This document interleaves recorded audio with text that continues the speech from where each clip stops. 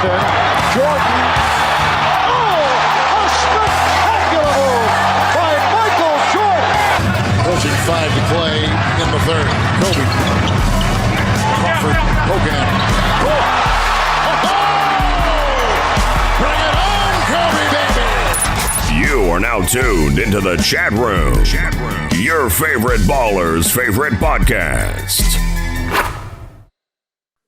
All right, welcome back to the Chatroom Podcast. This is episode 22. Yo, Coach Dwayne, did you think we would make it to episode 22? Like, this is crazy from when we started off. In my head, I did, but we're here, so yeah. Yeah, I agree. Just keep the ball rolling. I just didn't think that. I have to thank the NBA for giving us a bubble so that we had stuff to talk about for a few of the episodes, because without that, we probably would be on waiting for season 2 to start. So yeah, as you know, I am the senator, and with me today, I got Dwayne. What's going on? Got Coach Francis.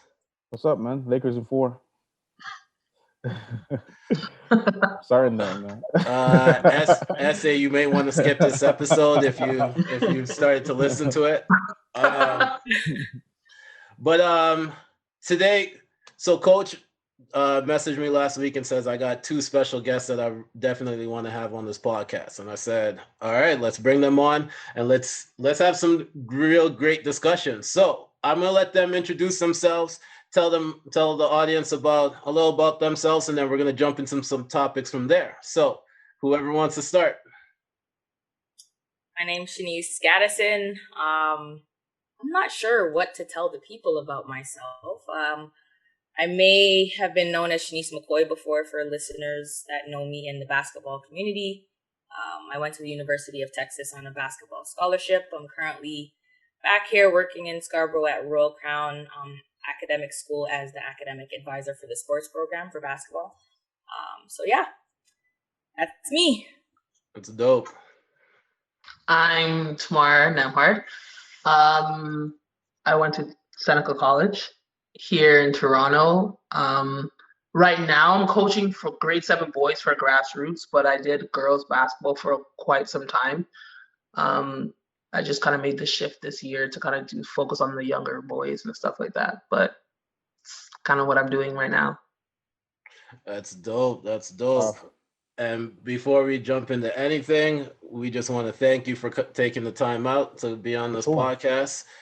No problem. For sure. We'd like to get different perspectives, so we try to get it from all different angles. So we appreciate all the information that you'll be giving us throughout this podcast. For sure. Yeah. So let's jump into something light to start it off. So what is a better binge-worthy show? Money Heist, Narcos, or do you have another show that you think that is more binge-worthy? Like a show that if you start watching it, you just end up watching it straight through the first day. I don't want to answer first. I'm going to answer last. But do you guys have any? I mean, I watched Money Heist. I never watched Narcos. Money Heist I literally had to watch every season back to back to back. I couldn't just be like, oh, I'll catch up later. Like, I literally binged it for like 3 days straight and finished the whole thing. I was opposite. I saw Narcos, but I didn't see Money Heist. But I've heard great things about it. So I actually do want to take a watch. Mm-hmm. But Narcos was the same thing. And I was going for Pablo, by the way, just so everyone knows. I didn't want him to die, and I didn't want him to get caught. Yeah.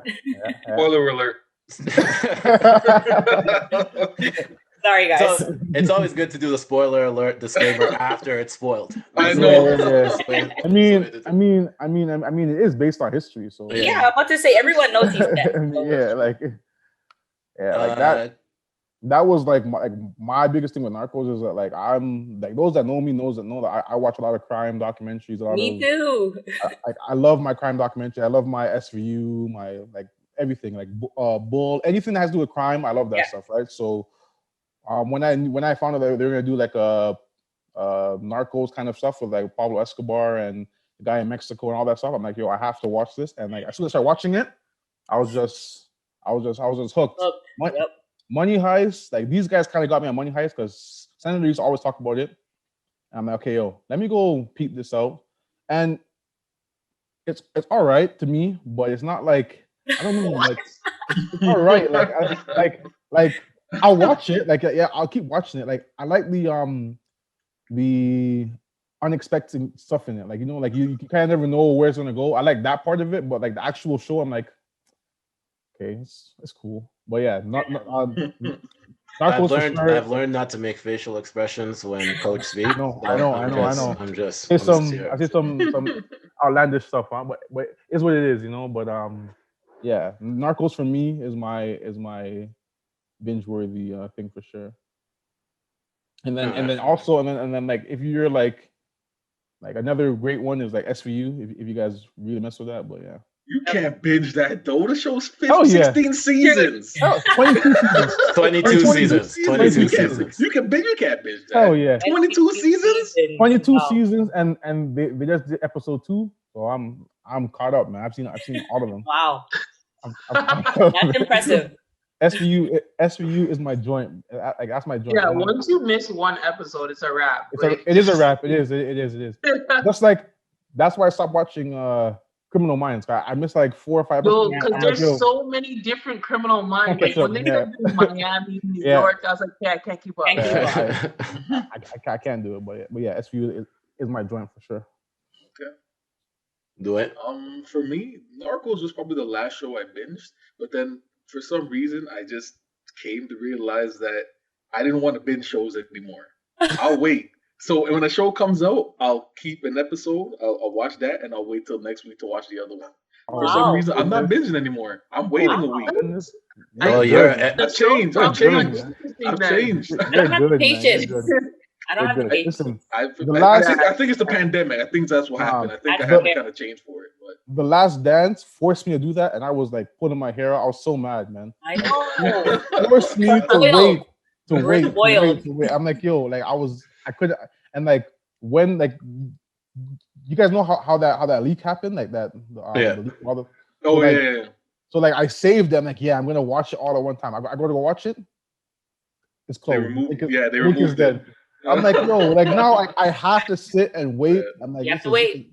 Nah, like it was sick in the sense where like everybody in the ball community or abroad or whatever was watching it at that time. Like, it was really cool in that kind of thing, and you can kind of follow it on IG or Twitter or whatever. You can kind of see what people are reacting to it. That was kind of cool, but I was pulling my hair out, man. I've become patient. He's a episodic TV. That's that old school style right there. Like every week. I think that's why you're a fan of Mandalorian too, because it goes week by week. Week by week. Something to look forward to every Friday. Yeah. All right. So for me, I'm gonna choose one that's not on here. I did binge watch. Don't say what I'm saying you're gonna watch. Money Heist all the time. But it's Ozark for me. Okay. Oh, I forgot about Ozark. Ozark. Good show. Ozark is really good. I thought you were gonna say Grey's. I was about to say Grey's on a different level though, but because I know that this is a safe space. My dark secret was when I started watching Grey's during the pandemic, and then I tore my Achilles, and I watched all 16 seasons in 3 weeks. Oh my God. You see, I'm not that bad. Hey, look. Hey, Francis, I'm not that bad. Yeah, that's different. I'm not that bad. But he was forced to sit down, though. But yeah, that's the thing. You know, like That's crazy. But people watch Grey's. Me either. Don't start. But I'm just saying, like, my thing is always if I start a show, I have to finish the show. And then I knew there was 16 seasons, and I was like, I gotta be dedicated like that. But I'm like, coaches know me for a long time, Dwayne has known me forever. I watch TV. Like, I'm a TV watcher. So I binge watched Black AF as soon as it came out, like 12 o'clock when it dropped on Netflix. I didn't sleep. I watched it all, and then I slept after. Like, that's how I am. You're different. Yeah, wow. You're different. Yeah. You're different. Definitely different. It's the worst one I did was Entourage. I watched every episode of Entourage in one weekend. Yeah, he disappears like that sometimes. That's what center does. You don't hear from him for like 3-4 days. You know exactly what he's doing. If you don't hear from me for 3 or 4 days, you know I'm binge watching something. Now, if you don't hear me in 5 days, come check up on me. That's how that's how it works. Fair enough. But Ozark would be my answer for that one. Ozark's a good one. Unfortunately, there's only one more season left. Yeah. Done. All right, so let's move on. Let's keep it lighthearted. So, if you could have a sit-down dinner with 4 guests, any 4 guests that you could invite, dead or alive, who would they be? Do they have to be basketball related? No, or it could be anybody. anybody. Anybody in the world. Yeah. Or passed on.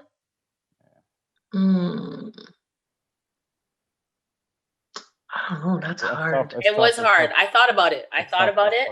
And I did come down to 4, but it was still so hard. It's tough. My first was Bob Marley. Okay. My second was Kobe.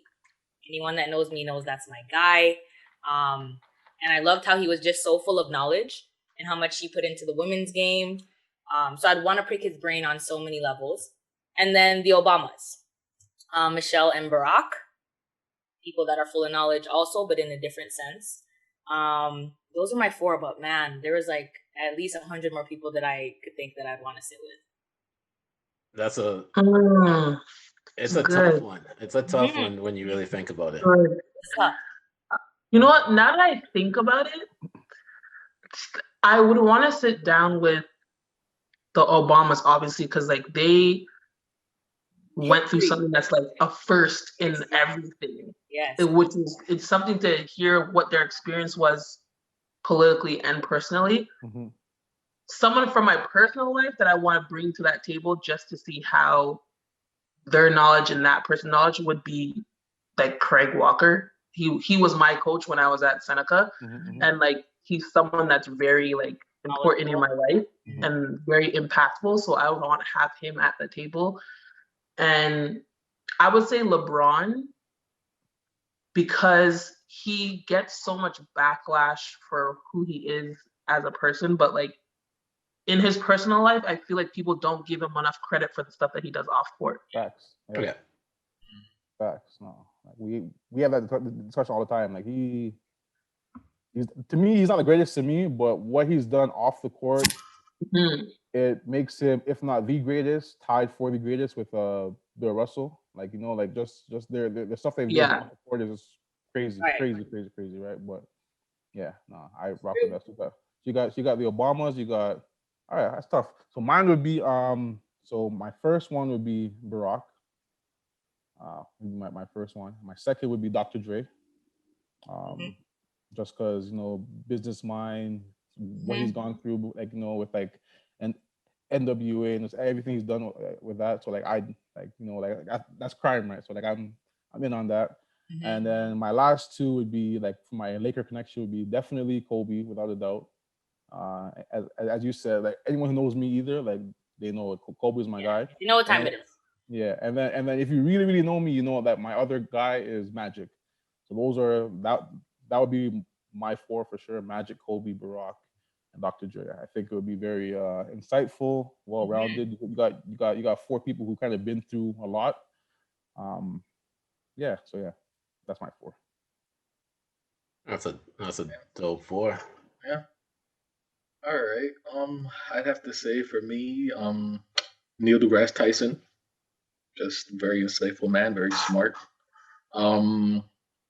Michael Jackson. Everyone knows, like who knows me, they know me and Michael Jackson. It's just, he's got to be at that table. I want to pick his brain. So would he be there just singing or what? No, man. Yo, he's not stupid. You're acting like he doesn't have a brain. He's a very insightful guy. He's a very insightful guy. Believe you me. Don't let him fool you. Dwayne would be like, excuse the moonwalk. That's not all he has. Can you teach me how to moonwalk? I've been trying my whole life. Can't get it. I'll be part of it. I'll ask for a lesson. But we will have a conversation. That's funny. I would have to say Frederick Douglass. Definitely One would want to pick his brain. I mean, vast amount of knowledge he'd probably share with us. That'd be incredible. And the last person I would have to say is, Barack. Just the type of person he is, what he accomplished. He's just swaggy. He's like a swaggy, intelligent. I think everybody. I think Barack would be at everybody's team. Till this day, he's still getting picked apart for that beige suit. That suit was fire. Yeah, it was so fire. I'm like, yo, that suit is tough. It was. He still get picked apart. That's crazy. But yeah, he's swaggy. I listened to everybody's list, and I've been thinking about this since I asked the question. My one's gonna seem a little weird, but there's a reason behind everybody. So, first one would be Bob Marley. I would also one of the questions I'd ask is how was it playing with? Because I had a cousin that was in the expanded Whalers, not when it was just two of them. And just hearing stories about like my family member that I didn't actually get to meet but knew played with him. Two would be Muhammad Ali. Have those conversations about you almost sacrificed your whole career and became even more influential after that than beforehand. Prince, because Prince was one of the people to tell the industry to kiss his ass and just was himself and is legendary. And my fourth one, this is the one that's going to be kind of weird, would be Chris Brown. And the reason why, there's a reson why. Listen. I told you. That's why laughing. That's why I waited till the end. That's why I waited till the end. So the reason why it'd be Chris Brown is if you look at everyone that I chose, they've all had to go through a certain level of hardship, and Chris Brown had to go through one of the most. They had him on the path of being like the next MJ before the incident happened, right? And then all the PR issues and all that stuff in the social media world, right? And then how was he able to get out of all that situation and still become the impactful artist that he still is at this point musically, right? So that's the reason why, like, these people would give you different perspectives of the hardship that they'd had to go through and still making it out and still being legendary after. So answer. Told you it was gonna be weird. The fourth one, I knew I was gonna get. As soon as I said, let's see where he's going with this. Though, as soon as I looked at it, I looked at everyone's screen just to see who was gonna be first facial reaction I saw. All right, quickly, let's jump into the NBA draft and free agency and trades, and we're not gonna go into major details. We don't have to do all that on this one here. We want more get into you guys' stories too, but. What shocked you about any of the free agent news that you heard, any trades that you heard, or how did you think of some of the draft picks? I'm gonna start. The biggest shock to me, I was like, I don't even really want him, but the biggest shock was Montrezl Harrell leaving Clippers, going to Lakers. I think everyone. That was the biggest shock. Like, yeah. To be honest with you, he doesn't fit with what the Lakers want to do because Lakers want to spread the court. He doesn't fit. Yeah. So like it would have been better to give that same contract to Ibaka because Ibaka got 2 years, 19 million. He got the same as that contract. I would rather Ibaka, but in the sense whereas like you're making your team stronger and making your rivalry weaker. So like with that move, like I get it, but I was completely shocked when it happened because there was no like with all the beef that was going on with the two LA teams and all that stuff going on. Like I didn't think anybody on the Clippers was gonna leave to go to LA. Go to Lakers. I didn't see that. If he left, maybe Houston or wherever, but like I didn't see that happening. So that was a big shock. Make them still. Yeah. Pat Bev's reaction let everyone know. Make them. And then like he left, and then he left us, and then Jermichael Green, who didn't really get much playing time, whatever. But he left to go to Denver, so like they lost like two players who was a part of that kind of wolf pack, whatever going on. But Yeah, that definitely shocked me. What else kind of shocked me? I think it was weird that Chris Paul's in Phoenix. Like they keep trading him, but he's such a good point guard. Yeah, I think OKC. I don't know what. Like honestly, like they must have something that we don't know because they have like every draft pick for the next 5 years. Yeah. They're loading up. They're loading up. So like I don't know. I like he's such a reliable point guard, but he will help every year he's traded. Yeah.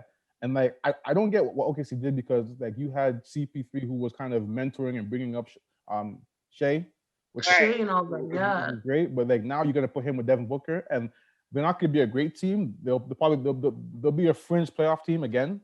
They should probably make playoffs. Like maybe between them and Portland, maybe we'll make that 8th seed, whatever. But like I get it. You want to get Devin Booker better, but like that wasn't a trade. Like if I'm Chris Paul, I don't want to. I don't want that trade because now you're pretty much there for next another year or 2 years. Your career is done. You're not gonna be a championship contender. So it's like, what are you gonna? Do? But if you're, I think the OKC GM is drafting straight out of high school. Like I think he's scouting high school more than he is university because. You must see something because all they're doing is hoarding draft picks. Like that's all it is. Like I think over the few trades, the trades that they have like 15 draft picks. Yeah, like that's crazy. Wow, 3 years you got 15 draft picks. Wow. And you're only supposed to get 2 draft picks a year. Right. Like think about that. You only get 2 a year. Yeah, like this happen. Like so who said okay? That's crazy. It's I just think he's not looking at anytime soon. I think he has a guarantee that if he can gets a bunch of good players, like young players, they're looking like 5-6 years, not now. Because I think they know that they have no chance within the next 2 years. Because so why don't you focus on building a team after that? And then because they traded I seen the image, Chris Paul, and then they got Oubre and traded Oubre to Warriors for draft pick. Like it's like bro, like there's image out.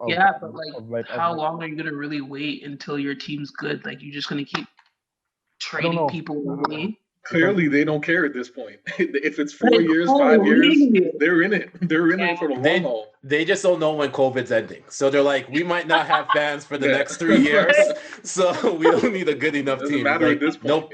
Nobody's gonna boo us. It's okay. Like, but like I seen the image the other day on IG where it's like the top 6 guys from their roster from last year. So like everyone's gone except for Chris Paul, Schroeder. He's always got Steven Adams. Shai is the only one left. It's just him. Are you serious? Gallinari. Steven Adams. Nerlens Noel is gone. They're all gone. It's like it's just him. The top 6 roster guys from last year. They only brought back Shai. Everyone else gone. That's it. Everyone's gone. He's averaging 32. That's crazy. He's averaging 32 next season. Bro, like they're like that's tough, bro. That's like no one to share the ball with, just him. Just him, bro. They have zero faith in their program. They're just like, fuck it, we'll start over in 5 years. Yeah. They've gone through one of the craziest transformation from the KD, Harden, Ibaka, Westbrook time to now, and it just keeps going. Like it's like all right. I think, well, as a Raptors fan, I'm happy Fred's back. I was gonna say that.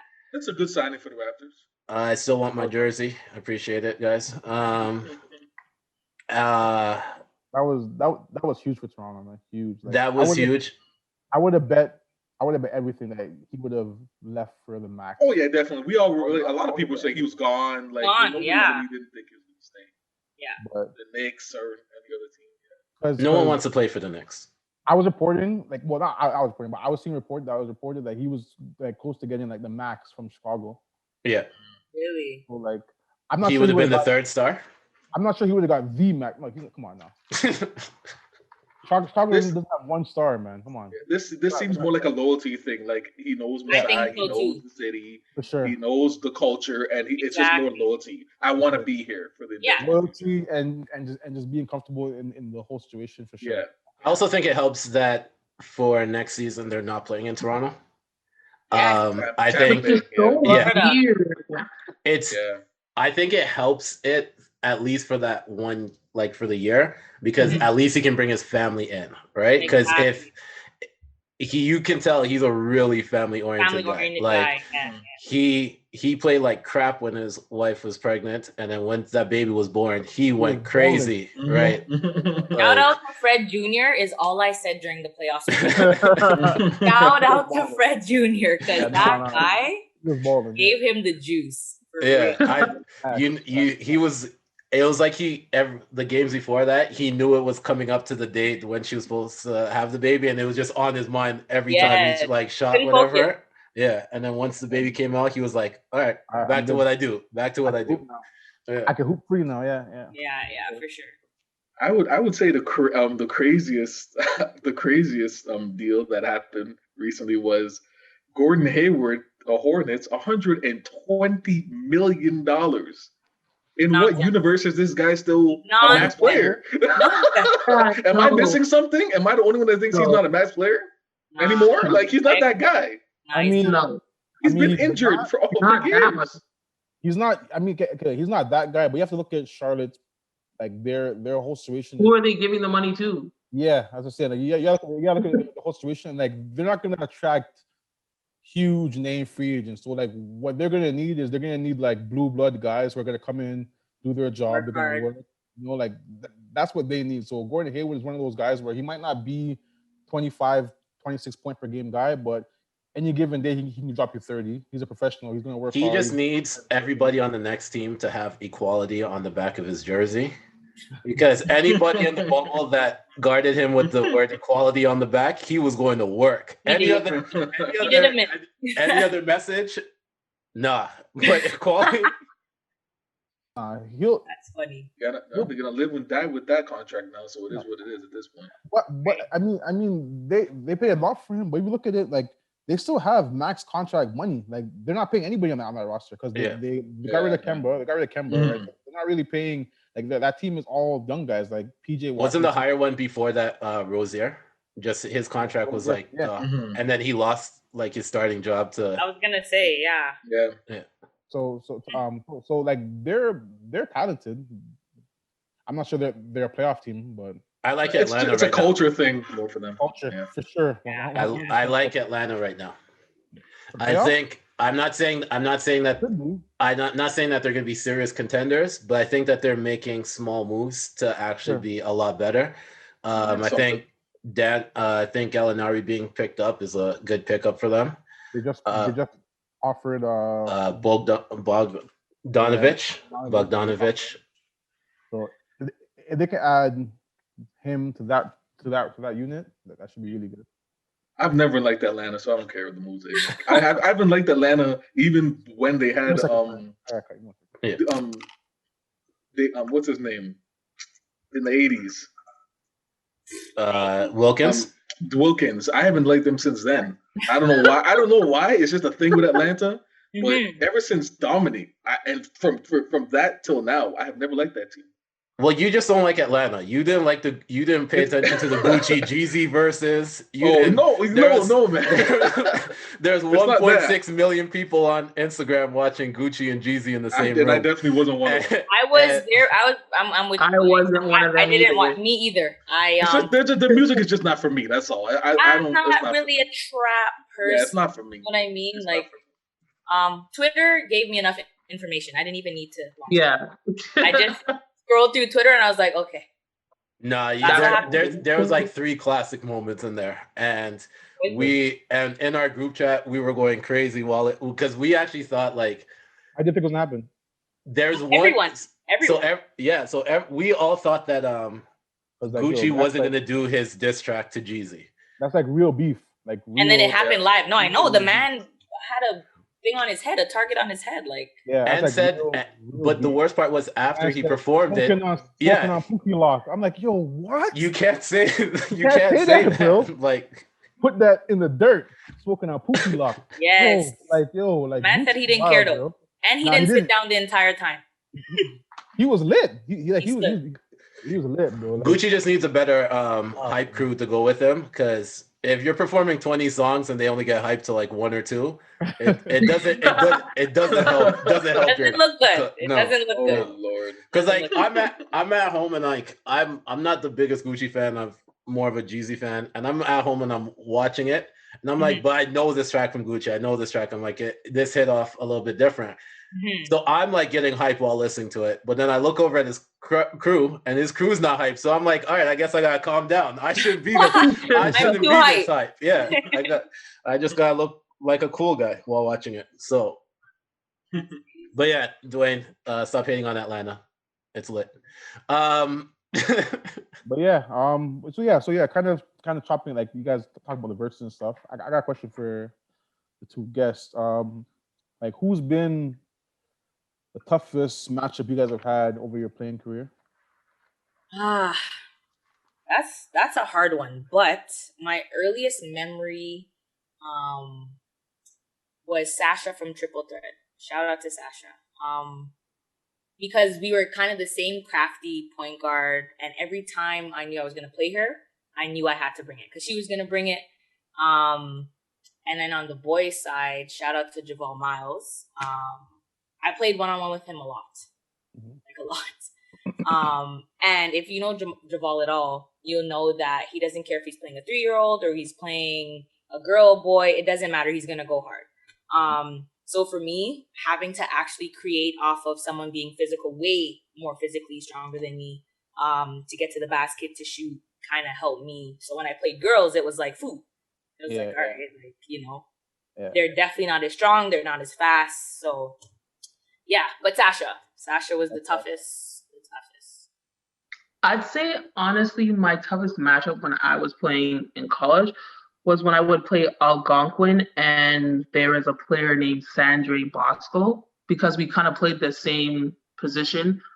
We were always going at each other, and we weren't like the typical bigs, like we were agile bigs. So it's like we were required to do so much more for our team. So our teams basically kind of rode our backs. So it's like we're always constantly going at each other. Yeah. And then years after we like graduated, we were really good friends. Like we played on women's teams together because we're just like, yo, like we spent so many years going at each other's necks. Like we literally know each other's games. Energy. That's what's up. Yeah. That's tough. I mean, yeah, so like both you guys had pretty historic careers, whatever, in high school basketball, college basketball, whatever.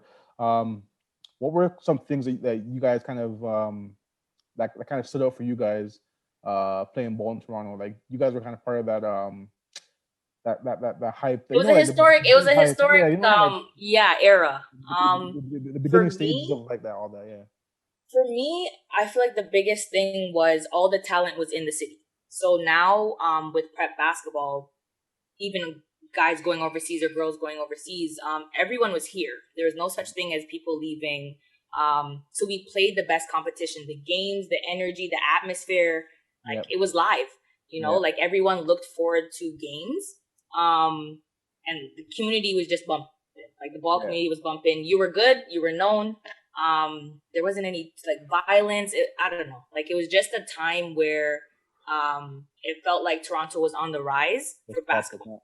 Like doors were opening, you know, people were getting scholarships, you know, social media wasn't really big for us, like it is now. So it was huge when someone signed, you know what I mean? So yeah, that's what kind of stood out. The biggest kind of social media at that time was Hooptown GTA. Hooptown GTA. You know, you would go on there, check your stats. Everyone going Hooptown. Trust me. Facts, bro. I agree. I think our benefit was that we weren't so reliant on the social media part of it, that we didn't play to be like, oh, I need to make this mixtape, or we just played because we're like, yo, we're earning our respect on the ball court, and it wasn't about like who gets a mix or whatever. So I think that was our benefit from our time, that We just literally played ball to play ball. And us having all the talent in the community was like, we're literally competing against the best of the best every single day. And it wasn't like, oh, you guys are only good because such and such is away at school. Like, no, like it was every day was a dogfight. And I think back in our times, we had to hoop it up. So it was like, yo, if you were a youngin and you went to hoop it up, you're playing against grown women. And you're like, yo, if I can play against grown women, when I go back to high school, it's baby food. Like, this is nothing. Like, I played a woman that was like 40 years old on the weekend. Like, this is nothing. So it was like, it was so lit when you would win against grown women and then go to high school and be like, yo, I'm nice. Like, I was playing against big woman thing, like, you know? So this is light work to me.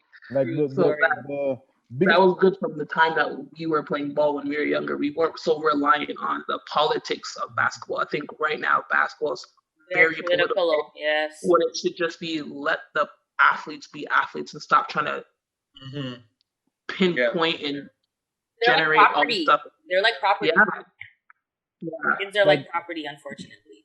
The biggest thing that I remember from those times is just like, as you guys mentioned, this whole social media stuff. Like, if you weren't there at the game, you're just hearing stories of what happened at the game, you know? And you did not want that. Yeah, you did not want to be the person that wasn't at the game. Yeah. So everyone was there, man. I remember which forced people to come out to watch games. It wasn't like, oh, I'll catch it on later. I'll get the highlights. No, people were like, you don't miss this game. If you miss the game, you're gonna regret it because everyone's gonna be talking about it and you weren't there. Facts. No, that's something that I vividly remember, like watching, like going to OFSA and watching like those. Oh man.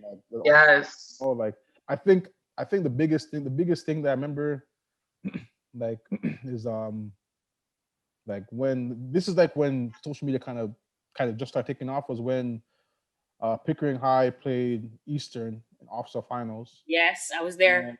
And DeVoe hit that shot. Yep. Right, and then that was kind of like that was the first time that I seen like a video of the moment and like how that kind of took off, you know, like that was the first time I seen like, yo, this could be something, you know. And but like if you weren't at that gym and you didn't see that, you didn't kind of experience that going on, like the video didn't do it no justice, right? No. So yeah, you couldn't even breathe in that atmosphere. It was like, it was crazy. Yeah, can't even explain it. Yeah. And even now, social media, like, you'll see someone's mixtape and then go see them play in person. You'd be like, "What the girl?" Let me tell you, the biggest thing as a coach, like we get recruiting videos all the time, right? So like I bet. All the time we get recruiting videos because obviously, like, if COVID didn't happen this year, like we would have posted nationals, so we're getting like tons of recruiting videos, right? So like, and like the biggest thing that we always say is that, like, yo, you shoot perfect in a recruiting video. So like you don't show like in a recruiting video, like obviously you show like all the big the ones that you're making, all the ones you make. Right? So I'm like, so like the first thing we always ask is like, yo, I need to see a half. Like send me a half of your game or send me a link. I don't want a mixtape. I don't want to mix. Like send me the whole game so I see what you did the whole game. Oh, definitely. Because you can make anybody look like it's crazy. You can make but like I don't want to look bad. So like, if I can give you my 2 good shots that I made in the game and I took 20, I'm putting those 2 good shots on there. It's just like a resume. You don't put the job that you did horrible in. But these kids, they become so reliant on these mixtapes that they really believe like, okay, my mixtape is sick. I don't need to work hard because I can just present it to this person that I'm nice. Kind of coast. I'll get there and then but you don't produce. Yeah. Rankings is another thing that I found that was so like they took it so seriously. Yes. And for us, it was kind of like, you know, like I left in grade 12 as a number 1 point guard, but like I found that out after the fact. Like it was not a thing for me.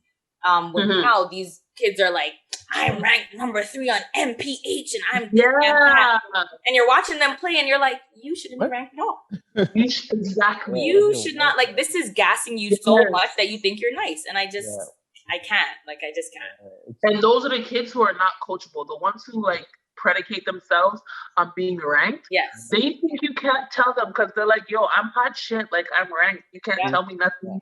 What else do I need to learn? And they're like, okay, carry that on to across the border, and you're just Mr. Regular. Canada or Mrs. Canada to them because you're just regular. another number. You're So regular. you can't bring that mentality that you bring Cat here in Toronto, where you walk around, you're hot shit. You go over there in the U.S., they're They just gonna don't be care. like they don't care. They're just gonna replace you. You can't take away my number though. If I'm number 3, I'm number 3. I tell them that. They do not care. I mean, the whole social media stuff, it's done a tremendous service to the basketball community because it's grown basketball for sure for a long time. But it's also the service to the youth because now it's like you're kind of putting these guys in the kids in a position where like if they're not ranked, they feel like they're trash. If they're ranked, they feel like they're good. You know, so it's like it's kind of really making it really important that these kids have like a solid support system behind them, either their parents or the community or whatever, or they have a coach that really like looks out for them and say, listen, like, you know, like I know your number is this, but you should be doing X, Y, and Z to get better, you know, like as opposed to kind of just having their mind predicated on I'm rankings number and no, it's true, man. It's a blessing yeah. and a curse. It is, yeah. Facts. It goes with everything though, because it was like Instagram likes was when you could actually see the numbers. Like if you posted a video and you didn't get, there's such anxiety that comes with the younger generation, where it was like if they posted a video and they didn't get this amount of likes, certain amount of likes, they'll delete it and then repost it later. Like what the heck? Brand new hashtags with the video and everything. Maybe another filter. Yeah. Yeah, I mean it's what was that aha moment for you guys when you guys realized that you were both mentally and physically prepared for that next level?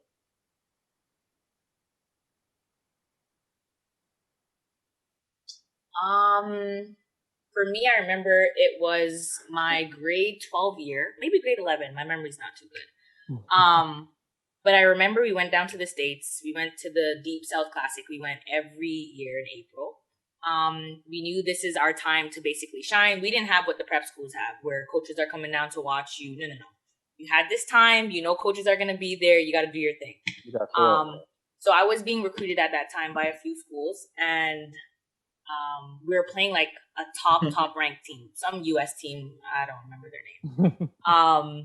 And I know the point guard was sick. Like their whole squad was supposed to be like D1 athletes. So we knew it was going to be a game. So obviously they had coaches there who were recruiting them also. So the gym's packed with coaches, packed with people. And I just remember it was a super, super close game. And I had picked up the guard like full court. And she like laughed, like kind of did this like what is this girl doing? And if anyone knows me, I loved defense more than I even loved offense. So I'm here like, I'm about to lock this girl up. And I remember just guarding her, and I beat her to the spot and got an open floor charge. Gym went crazy, momentum changed. Then I came down, gave her like an in and out crossover and a floater over her big. Boom, we went up, and I was like, these girls can't talk to me. Out there cooking. These girls can't talk to me. That was my moment. I was like, these girls can't talk to me. I'm locking up their best guard, and I'm scoring on their big like they can't talk to me. So yeah, I mean, that was the moment for me. I remember, I think it was Indiana that called like my dad, who was my coach, Chris Mulling, and they were like, Coach, she reminds me of Pondexter, like she's sick, So after hearing that, I was like, okay, like, I think I have the it factor to make it where I want to be. Had the battery in your back, you're ready to go. Energizer buddy, man.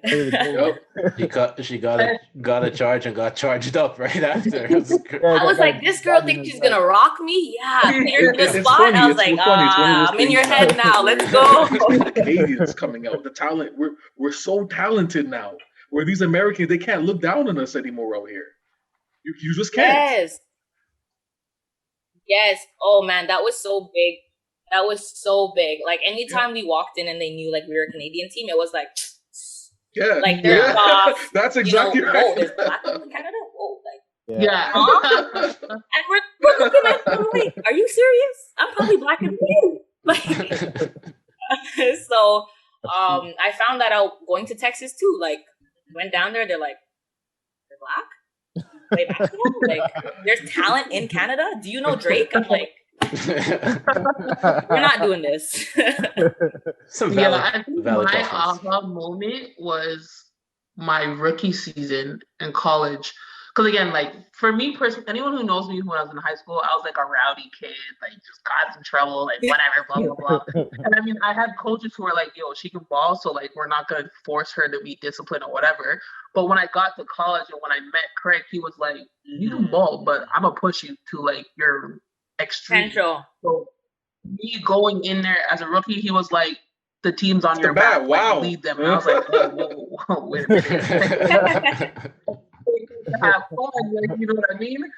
And it was in playoffs. We were in playoffs and we had gotten bronze, whatever. But I was just playing, like, you know, just from the whole year of learning all the stuff that I learned from him and applying it to my game. It wasn't until after the game that some reporter they had out there was like, "Do you know you had 20 points and 19 rebounds?" I was like, "Whoa, that many boards?" I was like, "Whoa, how did it even happen?" He was like, "You didn't realize you were doing it?" I was like, "No, like I was just playing ball." Like, you know, like, he was just like, "Yeah, like you did that so effortlessly. Like what was going through your mind?" I was like, "Nothing. I was literally just so from there, I was like, yo, like as a rookie, I could do that. And then I was rookie of the year, and I was like, I might be a little nice. Like, you know, I can do this. And then from there, like I just kept challenging myself to get better year after year after year. And I was just like, whoa, like I'm really good at this. Like I'm really good. But I just wish that when I was in high school, I had coaches like Craig to push me, which means I might not have went to Seneca, but I wish that coaches would have pushed me to be like, yo, you're better than what you're giving me. You're just giving me half effort. But it was a great experience, like 3 best years of my life at college. Amazing. Super dope. I think my most is 5 rebounds. That was your aha moment? That was my aha moment. I pulled in the 5th one. I was like, yo, I'm really ready for this record. I was never I was just kind of the guy that gave you the hustle. If I had an open shot, I'll take it. But I was never the guy where it's like, no, I need like 20, I need 10. Just I was an in between dude. Yeah. You're important. You're important. Let me tell you guys, those off the stats players, oh man, they're important. True. Like even right now, at the college level, like one of our most important guys who are like, he's like the glue guy, Jamie. Like this dude, he never asks you for anything, but he'll give you a shirt off his back. We played Humber 2 years ago in nationals. We played Humber, and Humber had friggin' Kenny Edgem. They have all these athletes like 6'4", 6'5", 6'6", 6'7", 6'8", 6'9", 7 feet. All these athletes. Jamie is our starting center. He's 6'3". He's our starting center, 6'3". Wow. He finished the game. He finished the game with 20 and 20 at nationals, and we beat Humber at 6'3". Wow, went to work. 20 and 20 at nationals versus Humber, and they have all these athletes. Also, like all effort. Those effort guys. Effort guys. Yeah, exactly. Whose man is that? I was that, bro. Because like he's not like, you look at our roster and you're like, okay, well they got like 3 guys. Usually our 3 guys from the US are like really good. Like the guard average like 26 a game, whatever it is. But he's one of those guys that go under the radar. And as you guys were saying, like that person who's just out there is working, they're very, very, very important, man. Very important. Anyone who's hearing this, man, Jamie, you're hearing this, you know what it is, man. You've both been involved with women's athletes at the prep level. What are your thoughts on the whole prep scene and how it has blossomed in Toronto and throughout Canada?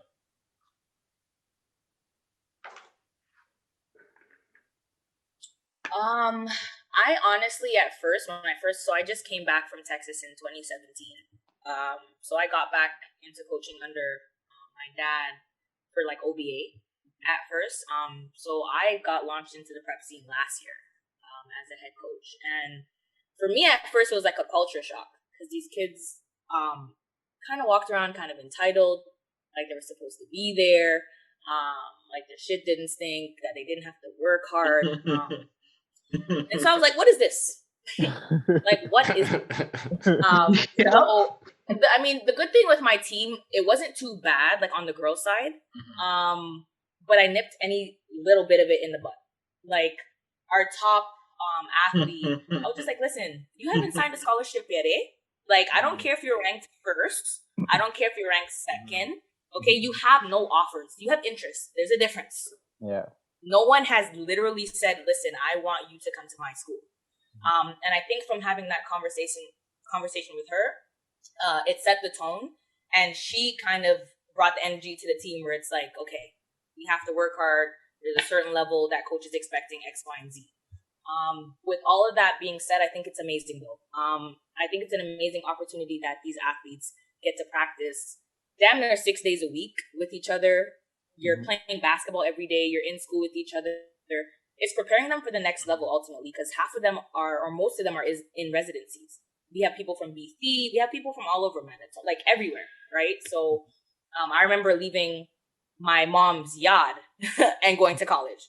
These guys are leaving their parents' house, you know, at 14, 15, high school. Even though they're in Canada, you're still away from your parents. Yeah. So I feel like it's awesome, and it's good to see that the basketball community is blossoming. I'd be kind of concerned if we were in the same predicament, or not even predicament, but in the same kind of area as we were. You know what I mean? There's coaches that came in to watch these guys play live in practice. I'm like, what is this? But once again, like, amazing opportunities for these athletes. I just want them, like, my one thing I always tell them is, please be grateful. Please, appreciate everything that I don't even want to say that we did. Just the people that are doing now for you on the field. Yeah, I think the opportunities that prep basketball is bringing is good. I just think that some of the coaches that are running these prep programs need to have these players be humble. A lot of these players who are in these prep programs aren't very humble because they're prep players. So they're, well, I'm a prep player, so I'm above anyone else. You know what I mean? So I think that kind of attitude is absorbed from the coach if the coach doesn't set a precedence of, like, listen, you're a prep player, but this is earned. Like, you know, you need to be respectful.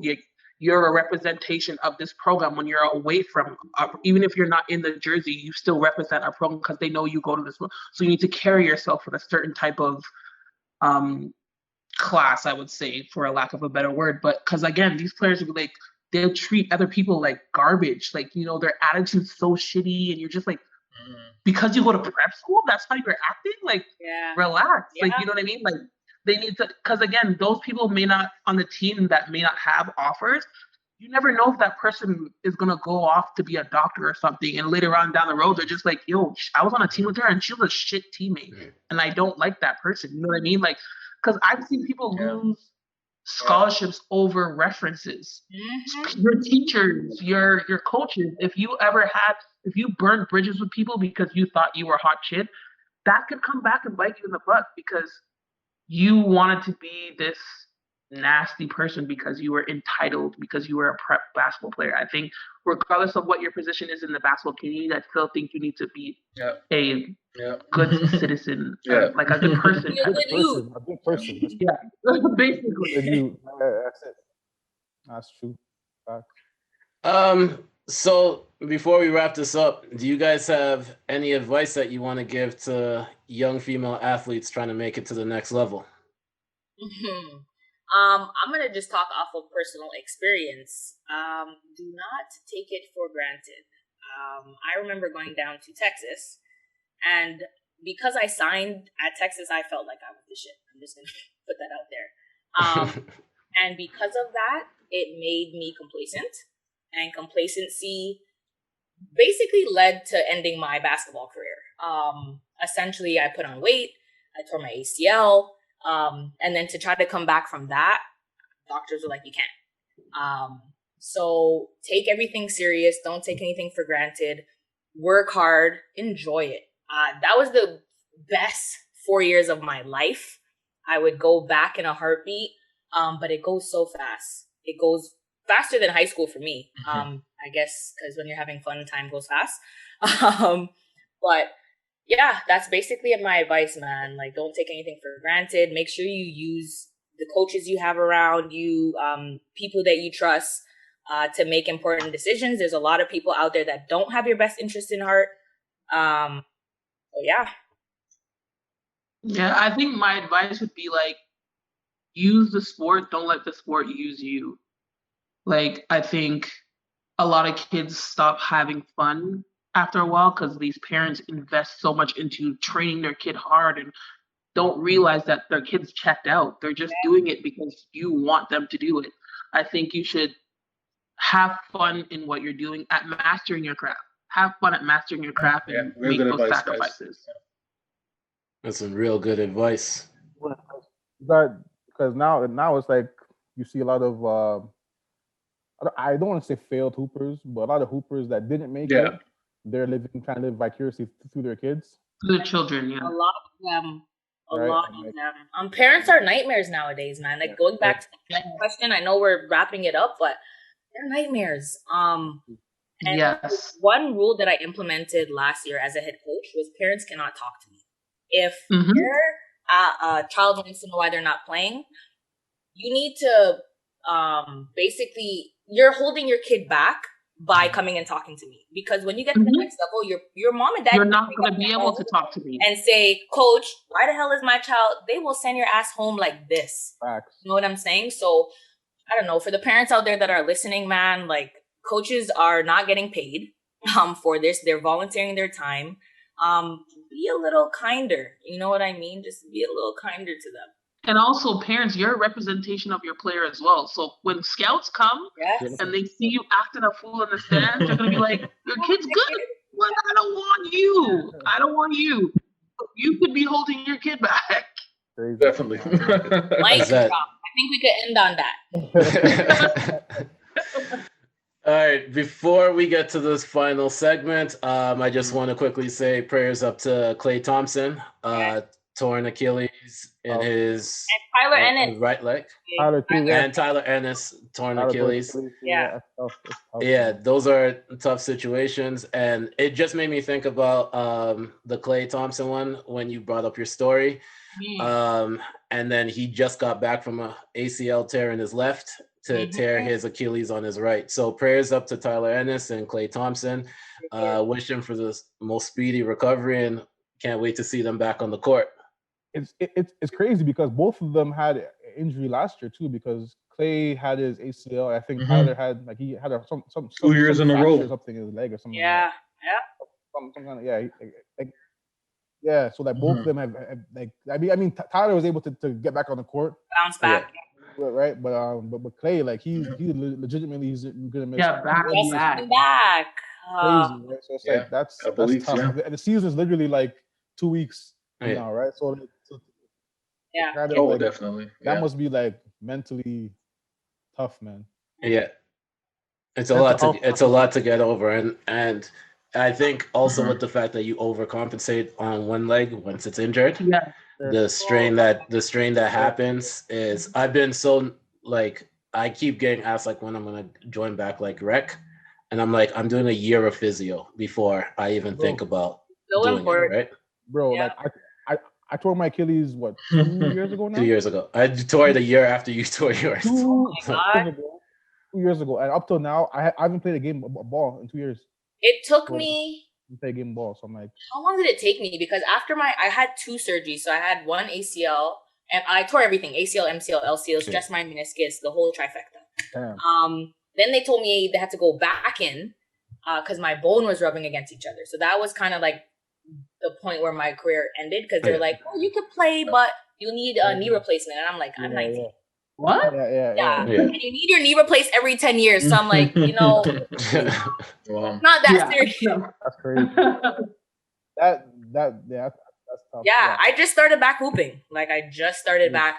I play with the staff at our school on Thursday nights, and it feels amazing. So I'm hoping that you guys can get back out there because it's mentally like. Well, it's tough. Like the guys at the college, they ask me all the time. Like they're like, "Yo, coach, come hoop." Yeah. And even like the young guys, like now I'm to the point now where I can get up and jog with them and shoot it. It's mental. And no, it's 100% because like it's mental. Like my surgeon, My doctor, Everyone cleared you. Everyone's like, "Yo, you can go." You can go. Like in my head, like it's crazy. Like in the morning, you know how you do that big stretch in the morning. Stretch. Yo, I do that big stretch, and I feel my Achilles, like feel my mental, calf, definitely. And you're like, It's a million percent mental. It's for sure mental, right? So that's like going back to the whole Klay Thompson thing, like mental health, mental toughness, and mental health. Mental toughness. It's like a big thing, and like you're hearing like a bunch of the like the pros kind of come out and speak about that now. You have like DeRozan and Kevin Love. Yeah. You got guys speaking to that because it's tough because when your brain is telling you one thing and your body is not responding. Yeah. It's tough. It's like, yo, like what's going on? Like it's a fight. I used to be able to do this. Why can't I do this? It's just a battle with yourself, and like that's tough. And that's not the last thing I'll say on that is a lot of people use sports for their mental health. So when they're not able to do that, they have to find a new way. Like if for me, it's like I've never tried to play anything professionally or on any type of level except for rec, but like I do multi-sport here. I do slow pitch. I do basketball. So I was doing sports 3 days a week, and now it was 0. So I had to find something else to kind of take that time and direct my energy, which is why like the podcast is always great because it allows me to like actually speak to people and have those conversations, and they have similar interests. So everyone just invest in your mental health. That's one of the key things we want to say. Invest in your mental health, and prayers up for Klay Thompson and Tyler Ennis. Speedy recovery. So we reached a part of the podcast where we get to promote our social media and anything that we might possibly be working on or anything that we want our audience to know about. So we'll start with Coach. Yeah, I mean, you guys know my IG is @realdeal_Francis. Yeah, I mean, the gyms out here in Alberta have been closed for the last week. As you guys have already known, like they shut down the CCAA season this year, so no hoops for us this year. But we're hoping to get back in the gym with the guys maybe in a few weeks, like maybe end of November, beginning of December, hopefully. But yeah, like now it's just about kind of just doing the youth stuff that I'm doing now with obviously my shirt. CYDC, so I'm doing a bunch of the youth stuff right now. So that's been my main focus, and kind of just stay at home. My daughter, she just turned 1 in September, so. Oh, congrats! Yeah, thank you. Yeah, so it's been a blessing and a curse to be able to be home and stuff with her. But who are you telling? I have a 2-year-old. My son just turned 2. Oh my daycares! Shout out to you guys. Yeah, guys, you not get paid enough. I will pay those people what they want. I promise you. Right. So and then like so but like that's been the best thing for me. So like I've been able to kind of just watch her grow and all that stuff. Where if COVID wasn't here and I was up and down, like right now we'd be like in the traveling.